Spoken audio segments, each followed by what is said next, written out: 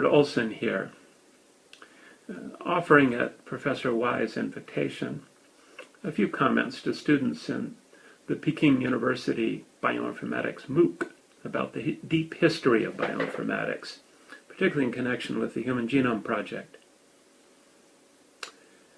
It's important to understand that genomics and information technology grew up together, with genomics piggybacking on the development of personal computers, powerful desktop workstations, database technology, networking, and the internet.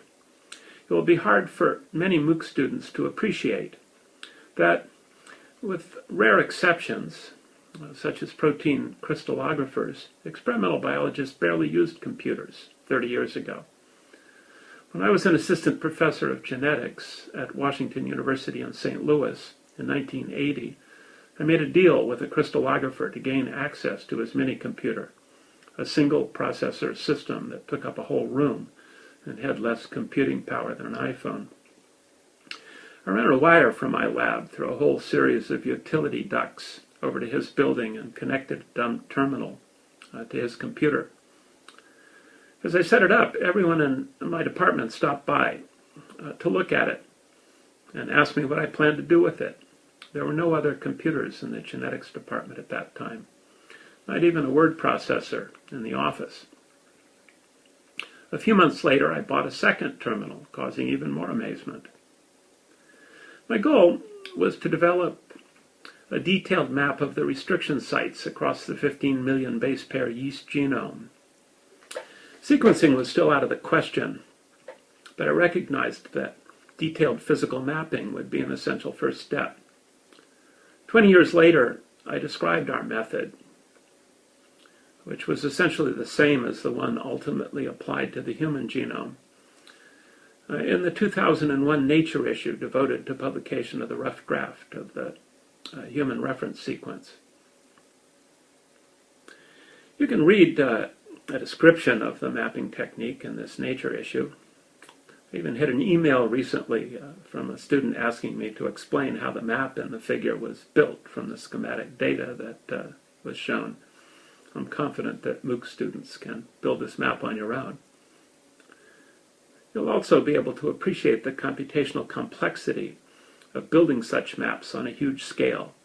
For yeast, we needed roughly 10,000 gel lanes of data. For the human, that number amounted to nearly 1 million. Computational biology is full of problems, such as building maps from this type of data. The one generalization I'll make about them is if you get involved in such projects,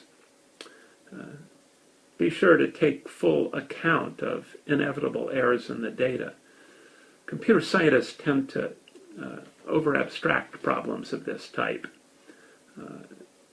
idealize them, whereas in the real world of experimental biology, inadequacies of the data, which cause logical inconsistencies in the final composite maps or sequences that are being produced, are the rule, not the exception. The purpose of our physical mapping was to guide the long-range assembly of the genome sequence. Although by 2001 it was clear that whole genome assemblies were adequate for capturing the basic long-range structure of the genome, clone-based maps were essential for the finishing phase of the Human Genome Project, since they allowed us to modularize the finishing problem. That is, local difficulties in the sequence, primarily due to repeats, could be solved at the level of individual clones, thereby avoiding entangling sequences in one part of the genome with those from another. The finishing effort proved immense, with hundreds of expert finishers working from about the year 2001 until 2003 to resolve residual problems in the sequence. Of course, this polishing of the human reference sequence is ongoing. Some highly repetitive regions, such as those around centromeres and telomeres, remain out of reach even by current methods.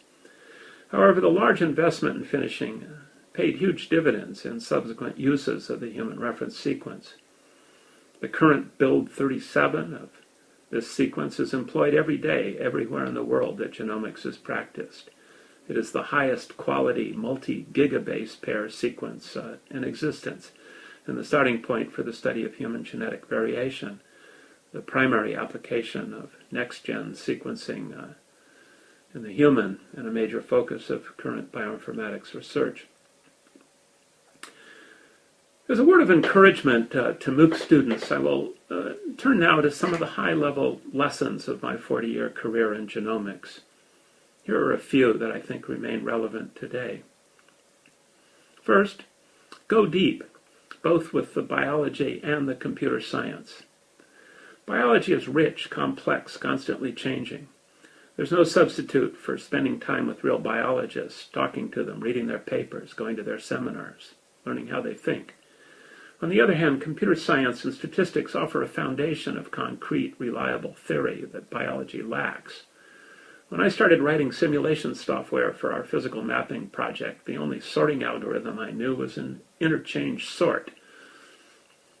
It had n-squared computational complexity. Needless to say, I did not get very far until I learned some computer science theory, not just practical programming skills. Don't worry that there will be too much data. Genomicists are small-time players in the IT revolution. The IT industry will not rest in its hardware, networking, and software innovations until everyone in China can stream a different high-definition video to his or her mobile device simultaneously.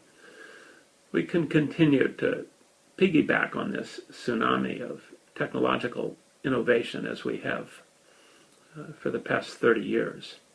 Try to use general solutions to your problems rather than getting involved in technologies that are overly specific to biological applications. Finally, keep what you do tied to the genome sequence. I've watched one area of biology after another during the past 30 years have a renaissance as it engages the sequence more deeply. Proteomics is a dramatic example in which the availability of a DNA sequence transformed to the biochemistry of proteins. The discovery that biological information is digital, encoded in a long base 4 number, was the real message of the double helix. It was one of the greatest and most unexpected scientific discoveries of all time, made just 60 years ago. Biologists 1,000 years from now will gaze at the same sequence we see today. Unlike the astronomers, they will not be able to build better telescopes to achieve higher resolution. The ultimate resolution in a DNA sequence is the base pair. The sequence is what it is, and we already know most of it. Our successors will know unimaginably more about how to read its hidden truths. My generation of genomicists were preoccupied with acquiring a reference sequence. The generation represented by most students in this MOOC confront the richer problem of starting to figure out what it means. We're just putting our toes in that water. Good luck with your studies and researches.